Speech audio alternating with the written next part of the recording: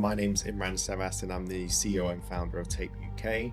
Small businesses can come to us and pick and choose whatever they require, and yeah, me and my team will execute it for them. What were you doing before getting into this business? When I finished education, I couldn't find a job. So coming from a brown family, the pressure was on. Like, you've just finished education, you have to go get a job. So my mum was quite stern on me and wanted me to get something under my belt. So I think at 21, I fell into accounting. Entrepreneurs, according to my point of view, I feel like these are the people that take the least amount of risks.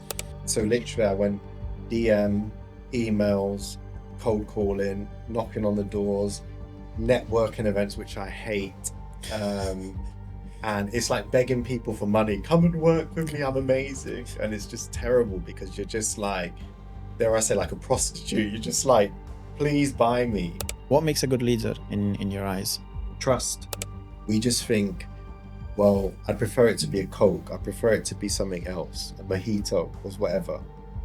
But that's not success. Success is having that water, having the ability to give to charity, having the ability to order a Deliveroo tonight if you wanted to. That's success, but people forget that. Thank you so much for coming onto this show, Imran, and I really appreciate you taking the time to travel all the way down here to Nottingham. And before we jump into, and there's a lot of people that already know you, based on your profile and based on the bits that I went through myself as well. But if you just happen to introduce yourself to people that never heard about you yourself, briefly, if you could do that for us, that would be great. Yeah, that's like the worst question to ask me. I can talk about anything, but if you tell me to talk about myself, it's like, oh my gosh. But yeah, my name's Imran Savas and I'm the CEO and founder of Tape UK. So it is a business platform basically where small businesses can come to us and pick and choose whatever they require, and yeah, me and my team will execute it for them. So it's a nationwide business now that's been very successful and continues to grow. So yeah, Amazing. How long you been in business? it'll be 7 years now. So it was 7 seven years. years on the 15th of Feb.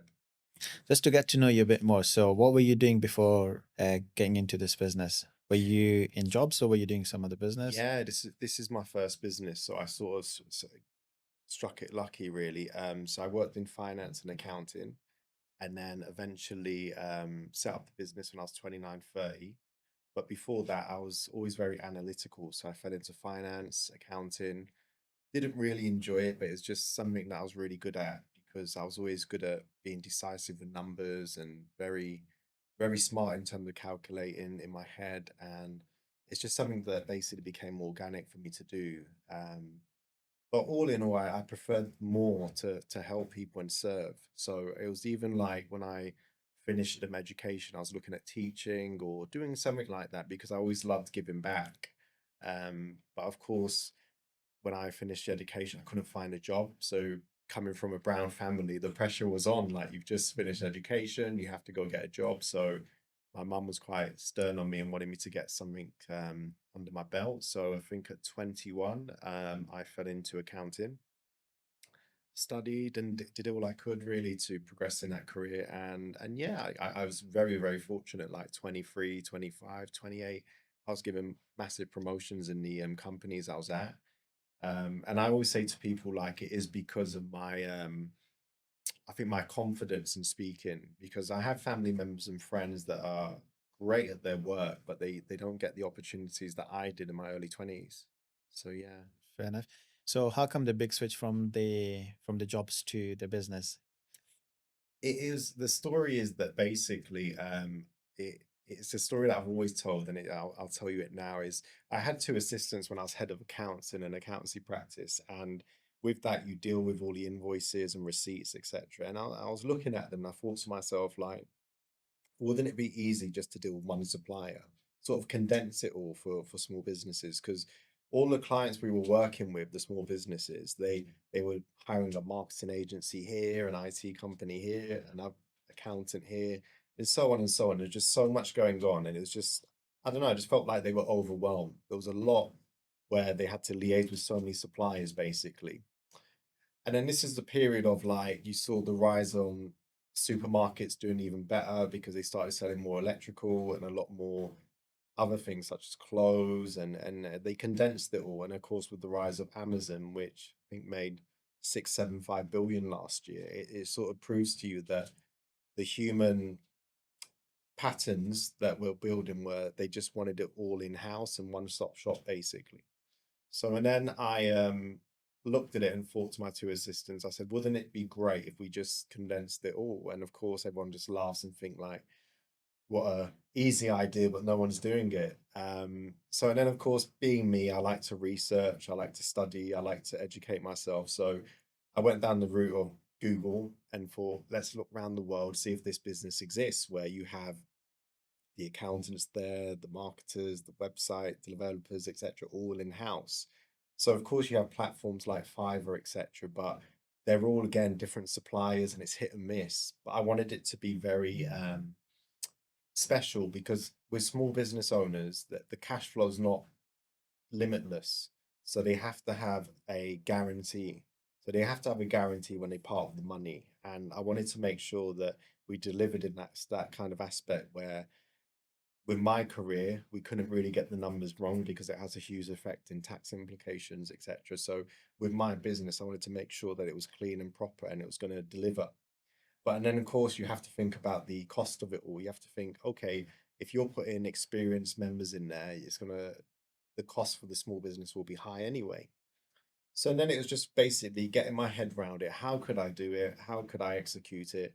And all my life, I've been very creative on the outside. Like in work, it was always about numbers, but I was never pigeonholed. Like my family and friends knew what I was like. I was very creative. I could do anything because I like to learn. So eventually, quit my job. My director at the time, she dismissed it and felt like I was stupid because, of course, I've got commitments, but I'm going to quit my job. I'm going to set this up. No business experience, never done anything like this.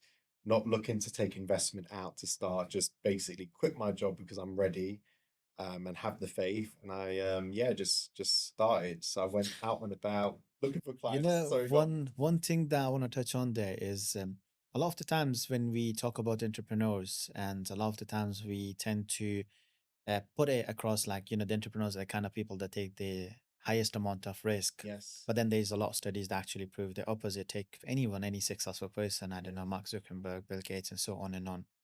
Entrepreneurs, in according to my point of view, I feel like these are the people that take the least amount of risks.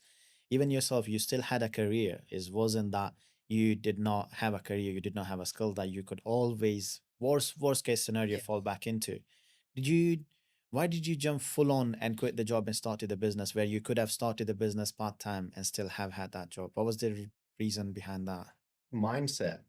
I Mm, like believed that I was ready, and that's always been the case with me even today. Like if I believe in something, I'll just go and do it. People see my social media. If I think it, I just have to say it. It's just like an honesty inside of my soul mm, where I just felt at that period, even with no plan, it was going to work and I was going to make it work. And that's why with the client base, yes, it's developed nationwide now, but when I started, there was no clients, there was nothing. So I had to literally say, okay, I need to like figure out how to go and get clients. So of course you use your contacts and you pray that to fruition, but they never do because unfortunately the people closest to you don't necessarily want to see you succeed because there's a bit of resentment, isn't there? Because you took the risk, you decided to break the system rather than just carry on working, well-paid job, paying to a pension pot and the rest of it. I said, actually, I want to do something that's going to benefit me, but also benefit You know, others. is this more of an Asian or Asian community thing where Asians tend not to support the person that gets into the business? Or do you think it's more of a wider range that kind of goes into pretty much all of the races I and think it's communities? human nature. I think humans don't want to be left behind. And I think that's the mindset, unfortunately. I think people feel like if you go and do something special, you're going to leave them. But they haven't got the mindset that you've developed to say, actually, come with me. Let's stand together. And I think that's where the problem is because you've developed that confidence and strength to take the leap. They haven't got there yet. And they feel like you're going to leave them and go and succeed. And basically they're going to be left behind. So I think there is that kind of fear, but also there is a resentment that they've come through the same life as you, but you went We and took a took the different. leap, isn't it? And I think that's in all backgrounds. But I think with the brown people, which we are, I think with them, they have to see their neighbor have a new car for them to buy a new car. So Mm. it's the same with like I feel like I was actually saying I think I said this to you tonight on the Yeah, phone. yeah, you Yeah, did. so we'll touch on this to the audience. So it's like when I first started, I came from the corporate background, very much like the medium to large businesses, and predominantly were white. So my headspace was like to target those types of people because I knew it was my bread and butter, basically. It was my pakora. So I knew what to do with it. Um, but in the past 2 years, of course, since I think since October 7th, Allah's sort of given me more strength to say, what about your ummah? What about your people? Yes, you've succeeded there and you've grown your business there, which most people do in reverse. They do it where they serve their community and do it for probably as cheap as chips, basically, because they just need to get the client base. And also, it's easier to get our types of people in some ways if you do it for a good price. But I went the opposite way. I went down the route of more high end, more businesses that are more established. And now I've come back to my people, but my people are now buying because of the fact that the neighbor's got the new car. So they see like Mhm. us working with the bigger businesses and the more popular businesses in their area. And then they want a taste of it because they're like, okay, it works here.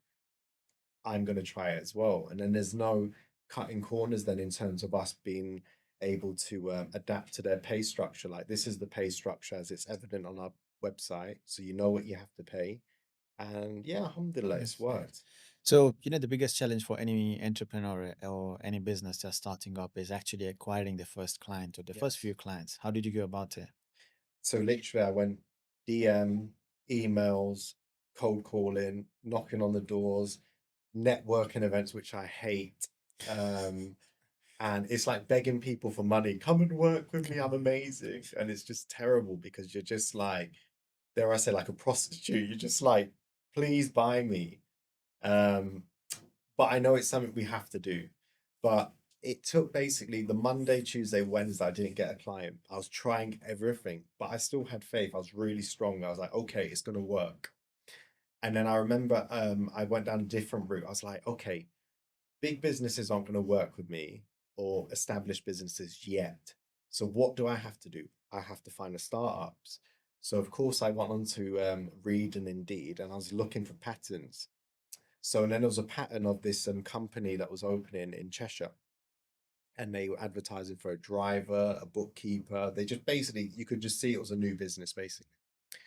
So I contacted the guy, and then I went to go meet him. And I'll always remember this because it's the first client. It's special to me. And I turned up in my suit as I always do, and he was a builder that wanted to open a pizzeria. So it was like just he was in his 60s. It was just like he just decided I don't want to be a builder anymore. I want to make pizza. Cool. So and then I said, "Do you want to meet somewhere?" He said, "Yeah, let's meet in McDonald's." So we went to McDonald's. I always remember this well, and he bought me a tea, and I didn't drink the tea. We were just sitting there talking. And he's like, "So what do you do?" And I said, "Yeah, I own this business that does everything."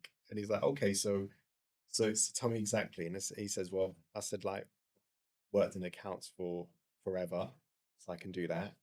And then he said, "Okay," and he says, "Well, I need a logo, I need a website, I need social media." So so God, Allah sent me this guy who needed everything. So it was like the first take client. And then I remember saying to him, like, we didn't discuss money. He was like, "Yeah, that's great, fine, let's do it."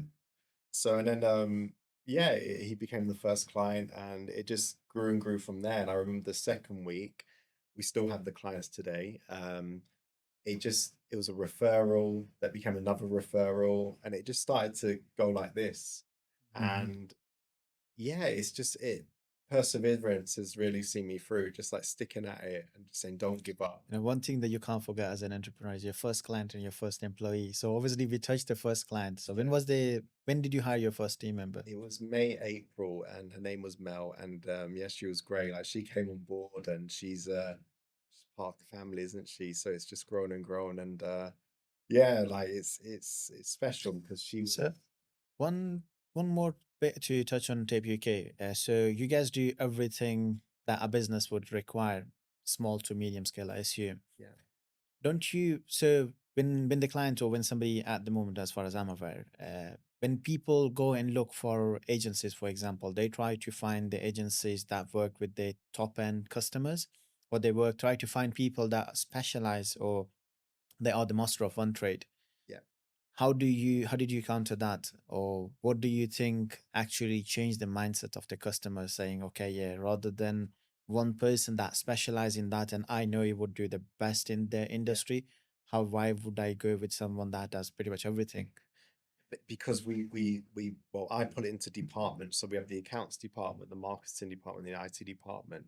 So we had the head ofs, and then we got the staff underneath. But the positive for the clients is everyone talks because it's all in one entity.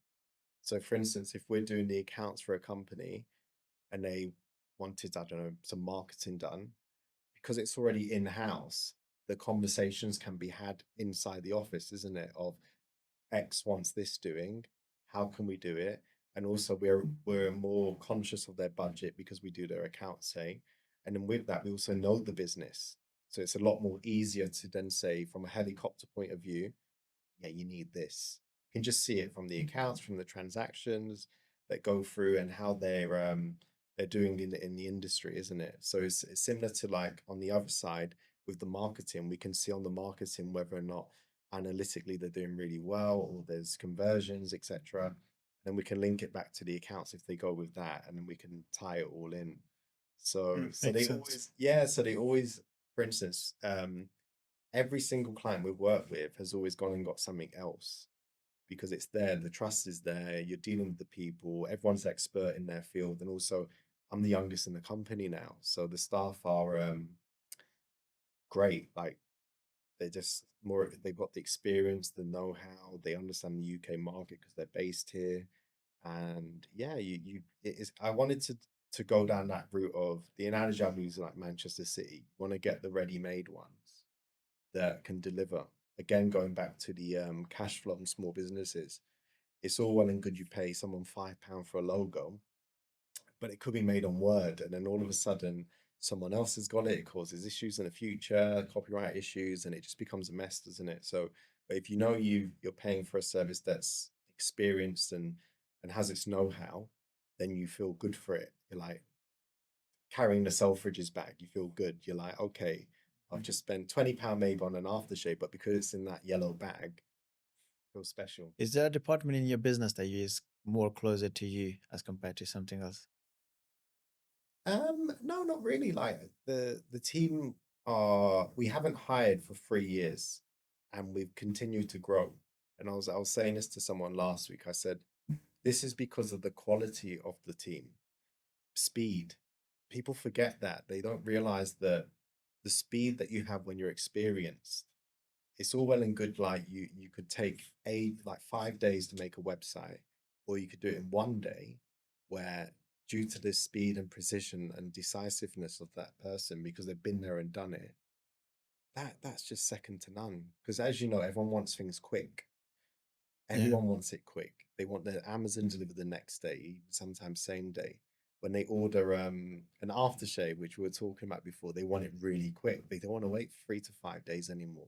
So I feel with us, what we've done is we've been very quick with our messaging in terms of emails are answered within 24 hours. The work, we give them a time scale. We'll say we can get it done in this. Even with account submissions that are due probably next week, we just say, look, if you can get us all the information, we could probably cook it, but we just need to get everything. So you need to help Mm. as well. So yeah, I think What's the biggest challenge working with the small businesses? Because I know, especially from the account perspective or even from digital marketing perspective, some of them have no structure whatsoever in place. Obviously, it's a startup, which is understandable, a yeah, small business.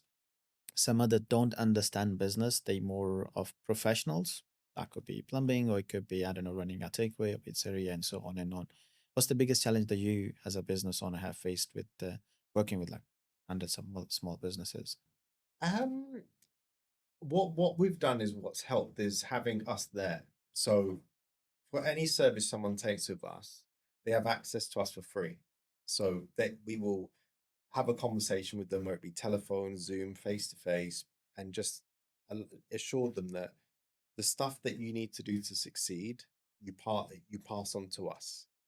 And that's helped. So example being is you could have someone who owns a coffee shop and they've gone from working corporate and they want to own a coffee shop. They haven't realized that there's going to be all this other stuff that you have to do as well. So their main focus is to make the best latte possible. That's it. Be happy, serve the customers, excel. And that's the whole purpose of why I started, to free them up, to make sure they excel at what they're good at. Because we all have skills and talents that no one else has.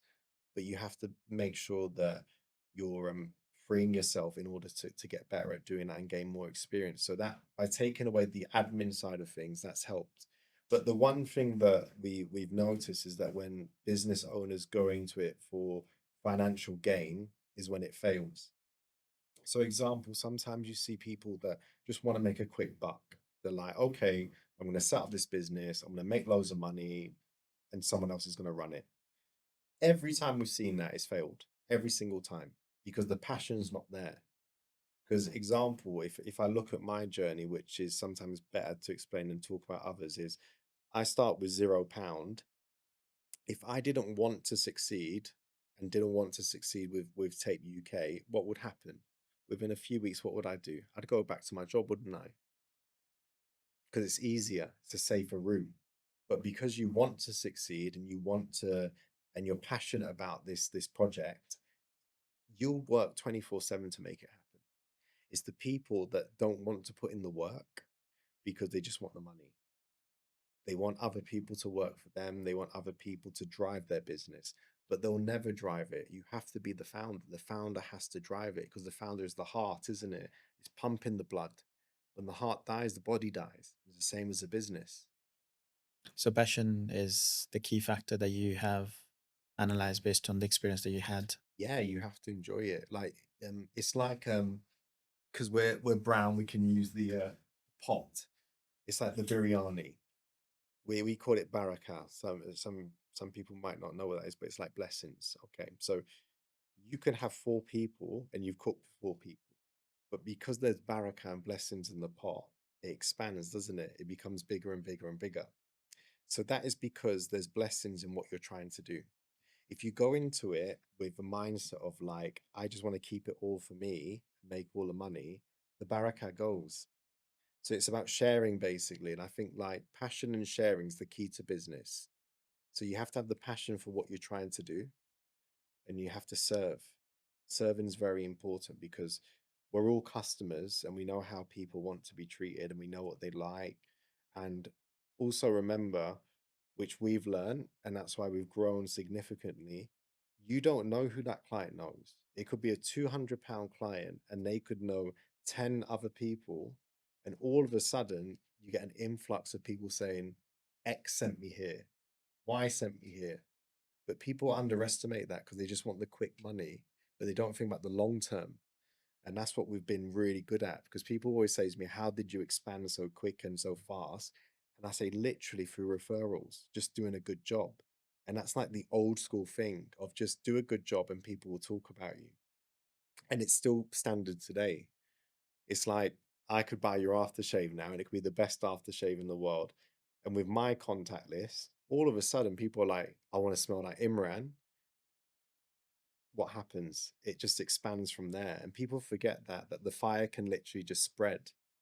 Definitely makes sense. So I have seen on your socials that, especially Tape you can still want to conclude that topic with two more questions. So one is you guys have a retention rate of 99.9%. Obviously, you have explained a lot more about your business, which now I understand it, and I can see why customer would retain because they're kind of getting everything that they would want under one roof rather than having to go to different suppliers. And the trust factor is quite clever, actually, very smart. Didn't think of it that way because you already have your trust built with your accountant, and accountant advise you to do something that's within the same company. The trust factor remains there, and so does the service, and so does the knowing of the accounts. So the whole admin, that biggest issue that these small businesses are facing, kind of don't have that anymore because it's all under one roof. So the first question I answered it myself, and the second Yeah, question is it's a good answer as well. so the second question is So you have turned down multiple investments. So the two pieces I want to know. One is how do you even get an investment? So when do you think businesses are investment ready, and when is the investors that thinks that this business is investment ready and comes in with an offer? I was very fortunate with my offers. The first one, even though it'll make people laugh now, was via a networking event. I went to a networking event in the June of the first year I started, and I met someone who was significant in the industry, which I didn't know, and we hit it off. We just were talking about how we hated networking, and all of a sudden, it's like it just was.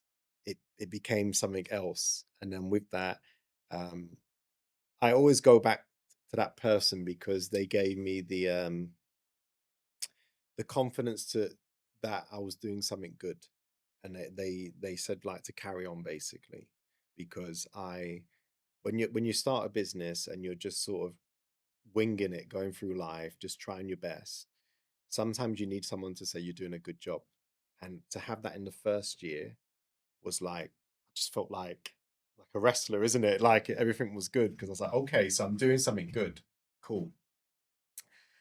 So that's how that investment opportunity came. And of course, they knew I was going to turn it down because they got to know me, and that was nice. So I had, I don't know, maybe 3 or 5 meetings with them, and they understood who I was, and they knew I was going to say no because they were like, "You're just on your mission. You enjoy it." Because some people, I think, they don't enjoy it; they just want the exit.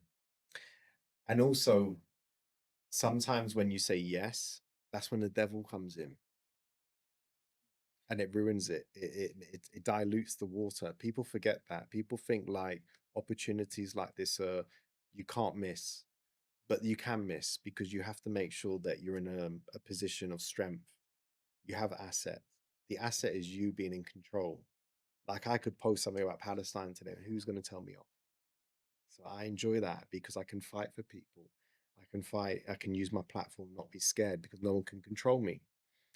And then last year, that was the more significant one. That was again sort of organic. It was because of a referral. Someone referred me to this organization and they wanted to meet with me and they understood me and they we spoke like this, very casual. And we had 2 or 3 meetings and the same thing happened. They invested in some of the biggest organizations you can imagine. And they wanted to do that with us. But of course, you're getting to know me now, and everyone who gets to know me just goes, you wouldn't take it. Obviously, you said freedom, but if you have a business and obviously you did multiple ways to invest, you obviously would have silent partners, you'll have certain investment where you're giving a certain percentage away. Don't you still retain that freedom of speech or the freedom of you being you or whatever you're trying to do with yourself in terms of personal brand? For me, it's I look at leadership and I'm not inspired by any leader, any, and who's alive. And then I look at it and think to myself, me taking someone else's money, i.e., the devil's money, I just become like them. And I think I'd lose love in what I'm trying to build because I'm trying to do it for people that have come from my background. Like I came from the free school dinners, the council house, a single mum. I'm brown, I'm Muslim, and there's not many people like us in strong positions. But strength comes from us having the asset. When you start to dilute it with other voices and other people, all of a sudden you become compromised because that's when the devil comes in. I do believe that. And that's why I always say to even my clients, carry on enjoying the journey because this is the fun part. This is enjoyable because I think where what I've realized through age is gratitude. We have water, we have food, we have our health, we have safety, i.e., somewhere to live, somewhere to sleep. Also, look at us now, we're in a great position. But people forget that and they want more and more and more. So for me, it's like to the past 7 years have proven that you don't necessarily need that level of investment to catapult. You can continue building. Like everything that I do today is organic. There's no team behind me in terms of like my personal stuff. I just work with who I want to work with. And like I was saying, you and the brother were really nice to me. That's why I came, because I was like, through that, you sort of build a connection where you want to see that person because they're in your life now. But some people, I don't want to work with them. And that's why we rule out business as well. And people find that crazy. They're like, you're ruling out business by talking about Palestine, by talking about being Muslim, by talking about politics. But for me, that's a good thing, because then I'm bringing in the quality clients who I want to work with and I'm happy to see. Because then there's no watching the phone, watching the clock, thinking, oh, when's this going to end? Or praying that they miss the meeting. So it's very important to have quality clients. And yes, you can become a billion-pound company, but with that, you could be empty inside. So what's the point? That's what I always say. Like, even if my kids wanted to be a cleaner or to cut hair or work in a chicken shop, but if it made them happy and fulfilled, I'd say yes, do it. Because the life is very quick and short. So we must make sure that we do something we enjoy, because eventually we all go to the same place, but we want to go there full of like happiness and hope, and knowing that we serve the people we wanted to, not just serving everyone, because everyone's not for us. You talk a lot about purpose, and what's your purpose? What is it that you're trying to achieve? What's your vision or purpose behind what you're doing? Spiritual or physical? Let's start with physical, and then we move into You spiritual. know the spiritual one, but the physical is my job this year, because it always changes, is to push our leaders to do better, because there's not good leaders out there. And I mean leaders in politics, in business, in governments, in kings and queens, whatever. Because if I'm a small ant, but I can give to charity, I can speak for the people, I can serve the people, then why can't they? So that's my job this year, to sort of dent their ego so much so that they want to do more. Because that's what it comes down to, unfortunately. People want to copy. People copy, they mimic. It's like football. A child will try and play like Mohamed Salah or Ronaldo. They'll try and take the free kick like Ronaldo because they mimic. It's the same if you see someone in business that's doing things in a positive way, you'll want to mimic them. And I think if we see more people doing good, there'll be more good in the world. But when it's dog eat dog, business is business, that mentality, unfortunately, it filters onto us and we think that's the way to do it. But we don't want to be like these people. None of us do. And that's why I think we need to ask ourselves, yes, it'd be nice to have the level of income that they have, but do you want to be like them?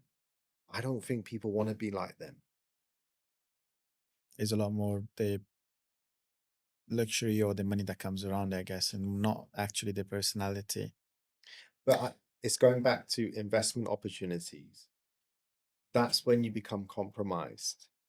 That's when you'll fall into those categories. Like, yes, we look at the material things they have, but those material things haven't fixed it. There's a reason, like going back from an Islamic point of view, that apart from Suleiman, no one else had money. If the Prophet Muhammad, peace be upon him, wanted money, Allah would just give it him like this, but he never asked for it. So we have to think to ourselves, this world has like messed us up, thinking that that's success. But remember this, our Prophet never built anything. He never built the Kaaba. He never built the masjid with his hands. He never even wrote anything because he was illiterate. Got it all from Allah and Jibril. So he never wrote. So it wasn't like creative work. So he never wrote anything. He never built anything. But yet, 1600 years later, we're still following him. Trillions of people have come and gone and followed him. So that's impact, not what he built in terms of like a Tesla or I don't know, an iPhone. It's from his characteristics. That's why we follow Islam, because of what he did. What's your vision? Where do you see yourself? Obviously, this year you said that your job changed and you're trying to inspire more leaders. Actually, before I touch on to the vision, what makes a good leader in your eyes? Trust. You have to trust the leader. It's like a mother and father in the household. You trust mum to cook for you. If you have a problem, you trust dad to resolve it for you, maybe after a few arguments. um, but yeah, I think leadership is trust. It's like trust, it takes time. People forget that trust is arriving on time, not canceling meetings, delivering with work, delivering on your promises, making sure that you're there and present and you're going to do what the person wants from you. And then it takes time. Like with all my clients, they come to me for advice. They send their family to me for advice because they trust me, because they know the opinion and honest advice I'd give to them is coming from the heart, because I'm accountable to God. God sees everything. People forget that. And with me, I make sure that everything's clean. I have to make sure that I help people, because these are all Allah's creations. Doesn't matter what they believe in. You have to show them through your own, how you carry yourself, how you act. You have to show them how to be a good person. And that's all the sunnah traits. So that's what I try and do. And then that just comes from trust again. Like I was telling a story to some youngsters last week. I said, if you think about it deeply, going back to our prophet again, until 40, he was just like a shepherd. He was a goat herder. So normally in Asian culture now, they say this guy can't read or write. He just is like bringing the flock together. He's now got married to a widow. All of a sudden, in current Asian culture, people think like this guy is useless. But this guy's the most followed person, the most impactful person that ever lived. And what do they call him? The most trustworthy. Even when he had nothing. That's why they were drawn to him. You could give him your money to look after, and you know it will still be there. You could come back to it and it'll still be there intact. Yeah, that's a nice way to, well, very different way to put it as well. Yeah. And everything now that I think about it kind of revolves around the trust. Yeah. How much trust you're able to put into that person or that relationship or that business or whatever that Yes. is. Yes. And based on that is where you define the success. And now talking about success, obviously I knew, your opinion on that. I think I know, but for hearing it from you, how do you define success? What is success for you? Success is being able to go home and put food on the table. Success is sitting here with my brother having some water. That's success. People say I'm successful, but I don't even know what that means. Honestly, wallah, I don't know what it means. So having the gratitude for what you have. Yes, yes. And I think all humans are missing that. They don't Why understand. do you think is that though? Like, you know, It's it's just not the just one system. person. The system has trained them to be like that. If we go back to, again, which is a great subject to talk about the Prophet, everything I just said to you about him up until 40 before he really received revelation, you would have just said, this guy isn't good. People would have judged him like that. Said, this guy hasn't got a Ferrari. I know there wasn't Ferraris back then, but he hasn't got the gold. Look He at it. hasn't got the silver. Materialistically, Yeah. it's not. So he hasn't got all that, but yet people would still say he's a fantastic person and trustworthy. And that's leadership qualities. And that's why eventually when was presented with the Quran, people would follow him, because he already had it enough in the bank to say, this guy's trustworthy. I trust him. So I think what's happened in society now is the materialism of this world has damaged us. Like there's people that haven't got water, clean water, and we forget that as human beings. We just think, well, I'd prefer it to be a Coke. I prefer it to be something else, a mojito or whatever. But that's not success. Success is having that water, having the ability to give to charity, having the ability to order a Deliveroo tonight if you wanted to. That's success. But people forget that. They just think like by being in a room with certain people or driving a car that's this brand, or having this cloth. Because when you deep it's just cloth on us. We would say to some people like you're not important because your cloth isn't important. It isn't status. But it's sad. It's a sad reality, and we've allowed that to develop over hundreds of years. But that's why I think we need to go back to the basis of humanity, because I think humanity has become lost because we've allowed poor leaders to drive us. If the final messenger was our prophet, so from 1600 years, that's where the damage has come. because we've not had good leaders from there. We've had leaders that are going to basically make us become bad people, make us forget about our family, our commitments as humans. You see it now, like there's people who are homeless on the street and we just walk past them. We don't even smile at them. We don't ask how they're doing. Like, can I help you? But that's how the system that we've allowed it, the system is basically the devil. The devil is coming to us and damaged us. All of us. Even you see what's going on with Palestine, which people know I'm really passionate about. We deserve all the punishment. We harp on that there's 2 billion Muslims in the world. How are we allowing children to die? We deserve all the punishment that's coming our way. 8 billion people on this planet, and we're allowing a small minority of evil leaders to kill children, and we're just sitting down. What's the main reason you think Muslims are still sitting down and No leadership. It's like when I went to Umrah in December, I was saying to my family, I was making dua to Allah. I said, give me it. If no one else wants it, I'll take it. I'll happily die for the Ummah. I'll die for humanity. Because there's no leader, strong leadership to say enough. I was saying to my family, but as we were doing the walks to the mountain for your audience, to go around 7 times. And I was saying, you look at all these people, say if there's like 1 million, 2 million people, if we all went round Al-Aqsa and said, stop now, what would happen? People have fear in their heads where they think, oh, actually, they'll kill us. They ain't going to kill 2 million people. It's impossible. From a PR point of view, it'll be a disaster, absolute disaster. So they couldn't. But we haven't got the leader to say, okay, let's stop now. Yeah. And that comes down to trust. We don't trust the leader. If you trust the leader that you know is going to not run away and just leave you to it, all of a sudden, I think would come together. But it's not one leader. You need to have the infrastructure. That's interesting. That's a very unique way of putting it. But when we talk about let's take that as an example. Let's just say 2 million people, gathered there trying to change that. With the stuff that's happening around the world at the moment, I think they will probably get away with that as well. When I say they, I Or mean killing 2 million people. probably yeah. I mean, look what's happening in Palestine for the past years. What's happening currently in the Western world, obviously all these different bits coming out and so on and on, and people are getting away with it. I mean, we will touch more bases on the Epstein files, for example, but still, the files are there. Yet everybody is reading them, everybody is seeing them, but what's actually happening about it? But that comes down to the value of the people.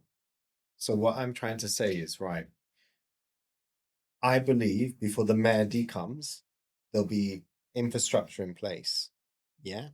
So everyone, especially from an Islamic point of view, they're fearful of the Dajjal coming because it is going to be a bad time. But the Dajjal will come. It's written, it's been predicted by our prophet, and it will happen. But in order for the Mahdi to lead, and then for Prophet Isa to lead, there has to be infrastructure. So what I mean is like Muslims will be at a top level.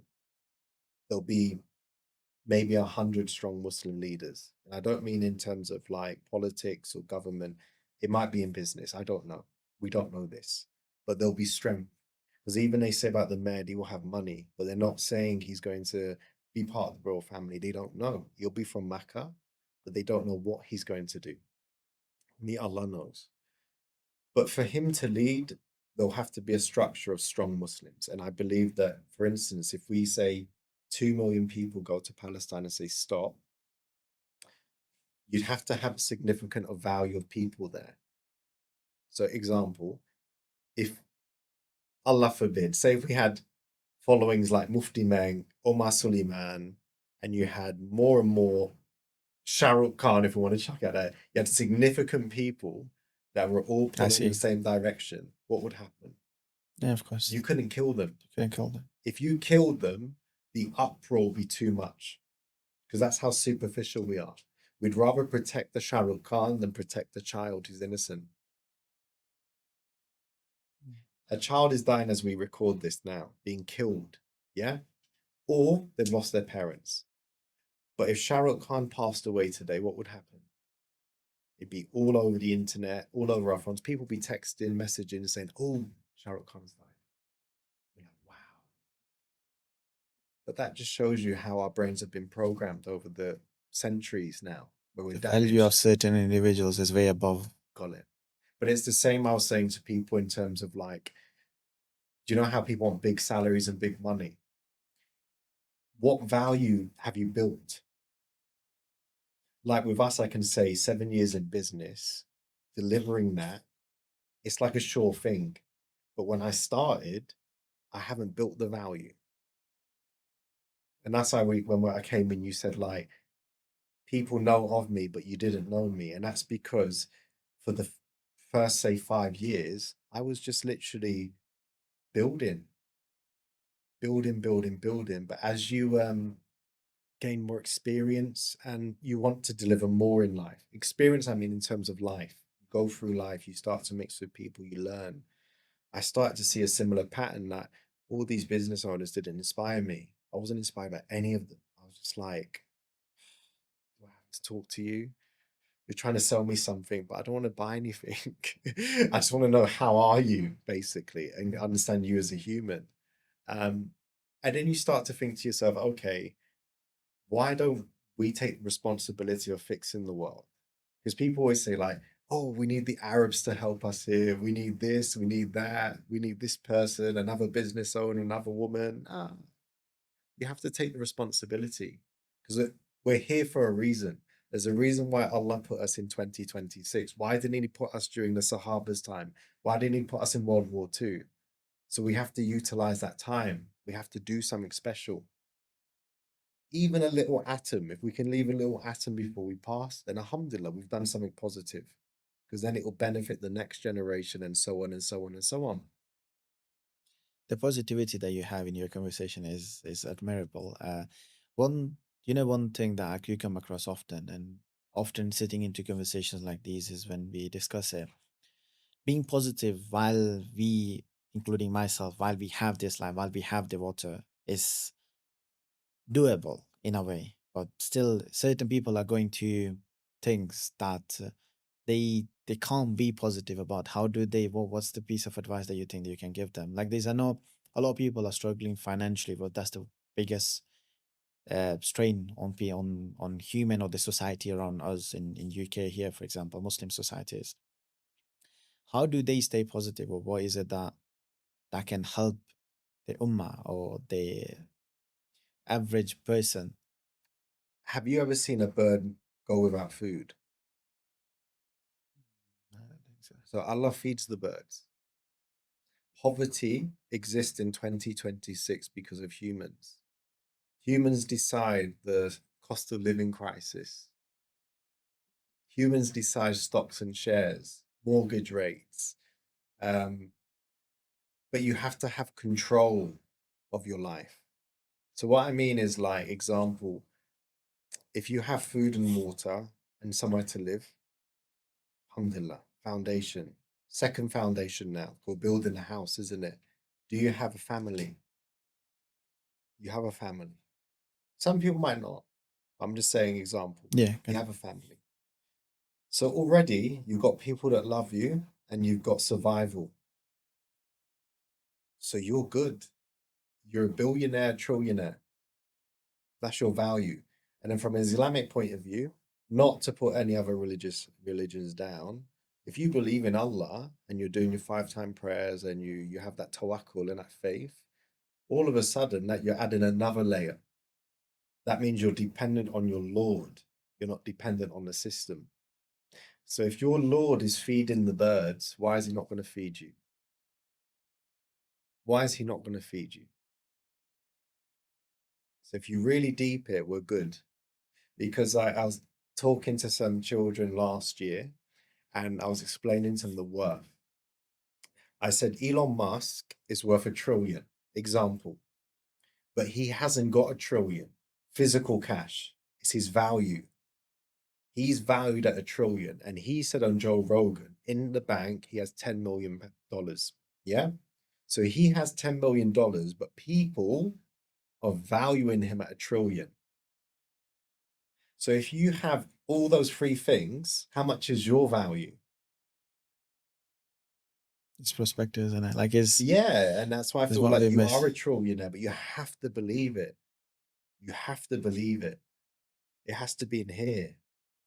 If you don't believe it, all of a sudden you're going to showcase that energy. That energy will be there like, I'm not enough.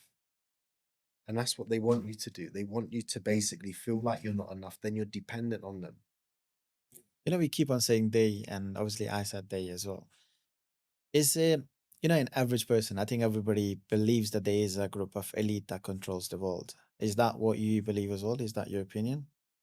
Of course, because like I always say, if you really think about the bigger picture of this world, think about the universe.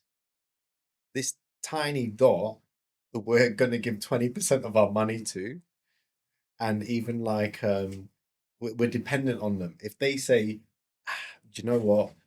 We're going to put the cost of living crisis here, the bank rate's going to go here, we're going to decide whether or not Bitcoin's here or there.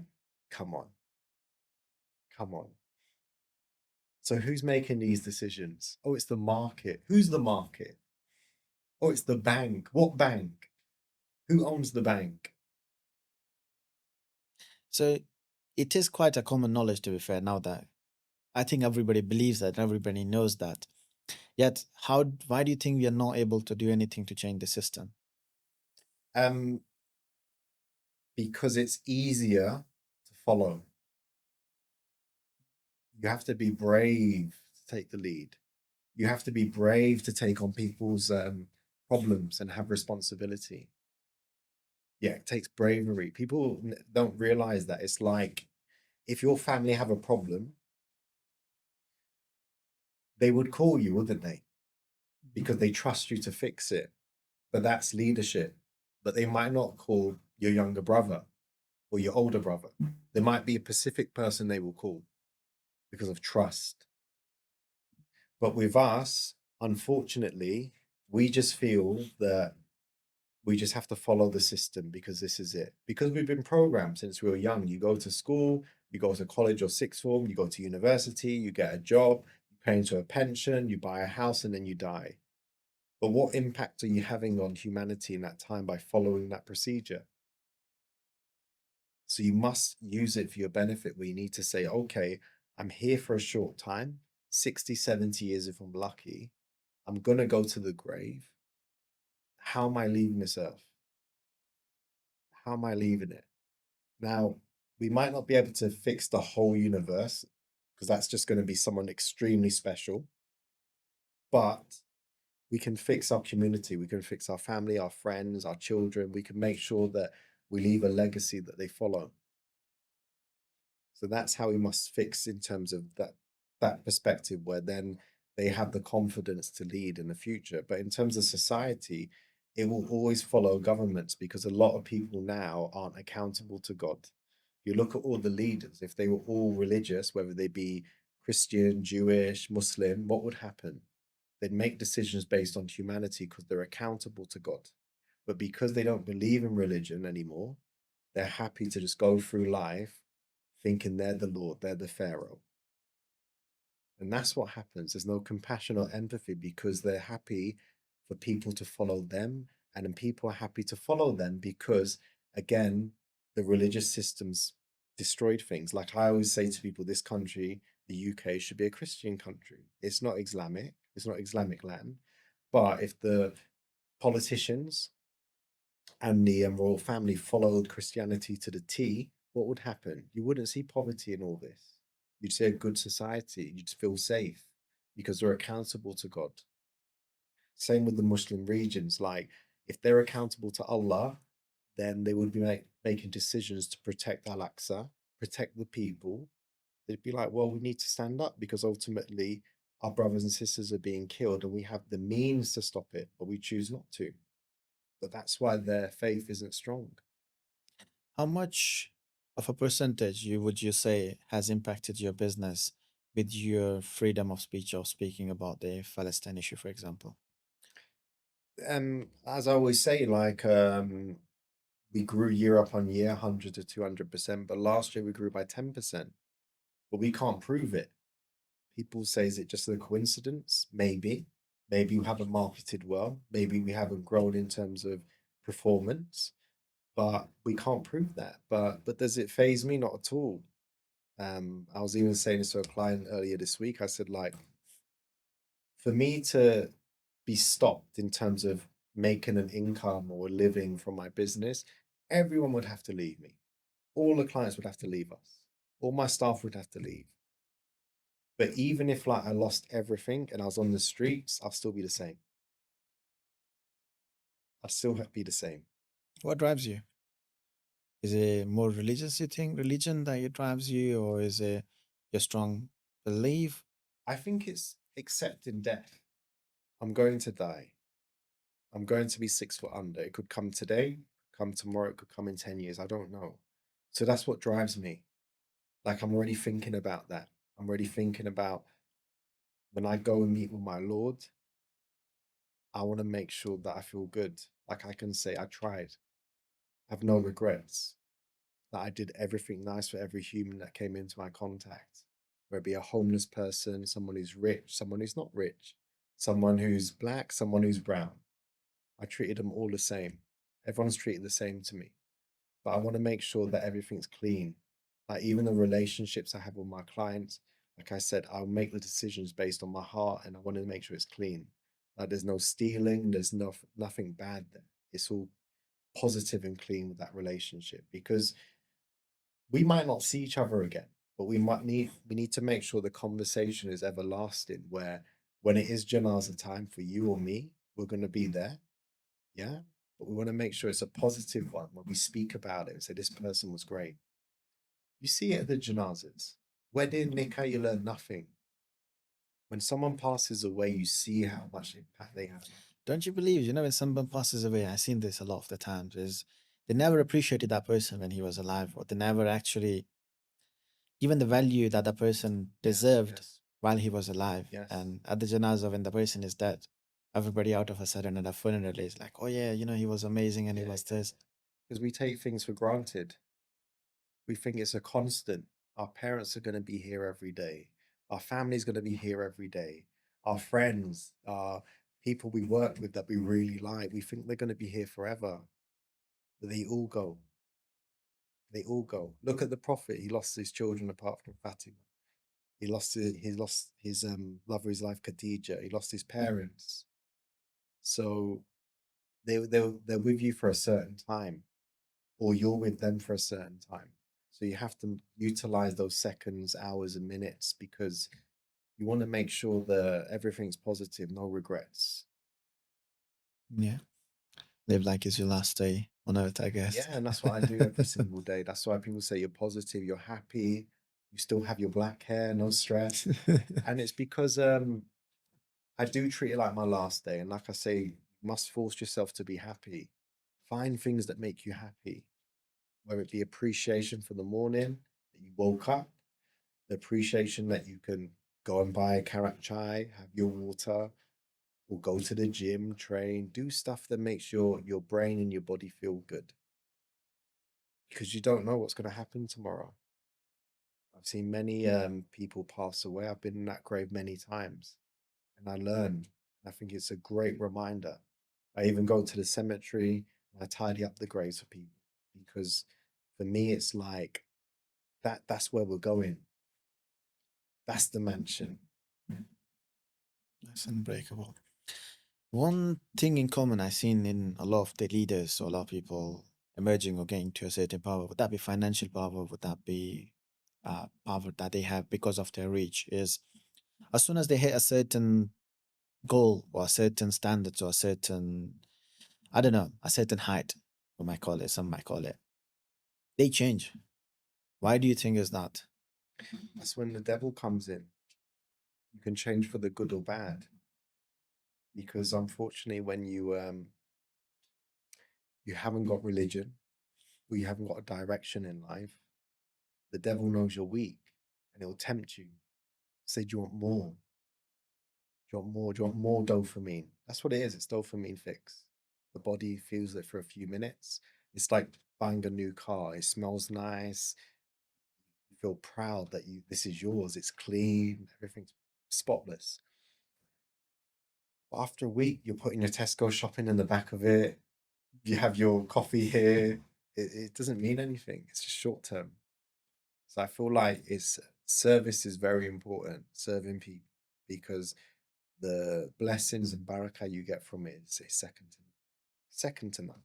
Like I've seen clients go from working as a waiter to owning two businesses and having a house and a wife and a child. And I'm just like, wow, like I've been on that journey with you.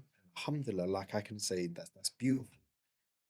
And it's just seeing people succeed what makes me happy. As they say, love for your brother, you love for yourself. And that's everywhere. I love seeing people do really well because they're in my life. I can see it visibly. I know some people they're envious of people, but that's because that's where the darkness comes in and people change because ultimately that's where the devil comes in and starts to play with you. Mm. Very, very reflective conversation, and there was a lot to take from this, I think, and a lot Are to you ready think to do your about as well. shahada now? No, alhamdulillah, I'm ready. But no, is I think the fact that I have had Muslims coming onto my podcast as well previously, but I don't think everybody is too open about what they are about and who they are, and everybody has some sort of a break or a limit that they're like, okay, yeah, because I'm here, someone might hear me. I want to sound in a certain way, or I want to come across as a certain person, even though they're not that person that they're trying to be. Yes. That is again, as I said, I think yeah, as I go through my own journey as well as an entrepreneur, I can see that happening. And another another thing that this this whole conversation brings up is I had a lot of the times that where when I say people, a lot of motivational speakers and a lot of our society says, as you grow as a business owners, you tend to have nicer things like Ferraris and Lamborghinis only have two seats is because you start losing people. What's Yes. your belief in that? I have a very simple life. People think like I'm just, how do I say, living it up. But I see my family every day. I go to the gym. I play football for cardio. I do my work, my clients, of course, and my staff. That's it. And of course, stuff like this, I do to use the platform, to use my voice to get it out there. Because even if you can inspire one person, you've done your job. That's what I was saying to you. It's like a charity because you're inspiring someone to do better in their life and to see that they can be themselves. Because unfortunately, in this world, we don't appreciate who we are.